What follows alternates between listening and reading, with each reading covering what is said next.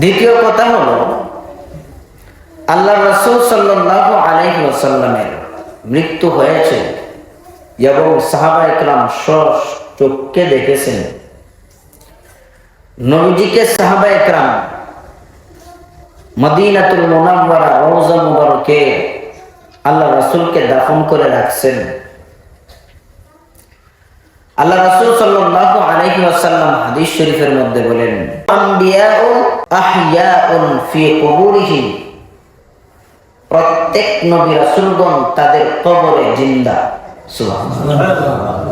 আল্লাহ রাসূল হাদিস শরীফের মধ্যে বলেন, সব নবী রাসূলগণ যখন মৃত্যুবরণ করেন কবর রাখার পর সাথে সাথে তারা জিন্দা, আল্লাহ তাআলা জীবিত করে দেন।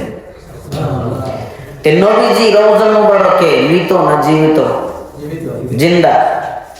এমনকি আল্লাহ রাসূল বলেন যে যখন মুমিন বান্দা আমার উপরে দুরূদ পড়বে, কিয়ামত পর্যন্ত যত মুমিন বান্দা দুরূদ শরীফ পাঠ করবে, পৃথিবীর আনাচে কানাচে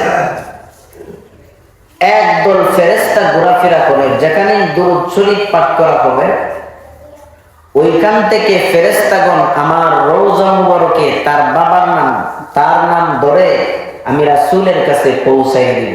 সুবহানাল্লাহ। আর আমি রাসূল সালামের জবাব দিব। তাইলে নবীজি জিন্দা না মুর্দা?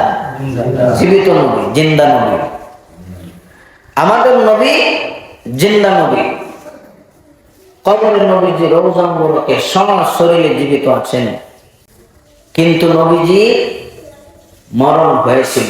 আল্লাহ বলেন, কুল্লু নাফসিন যায়িকাতুল মাউত। আল্লাহ পবিত্র কোরআনে বলেন, প্রত্যেক যার জীবন আছে তার মরণ আছে।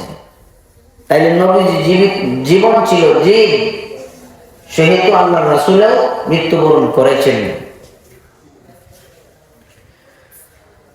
তো না বোঝার কারণে এই সমস্ত কথাগুলো বলে সমাজে বিভ্রান্তি ছড়ায়।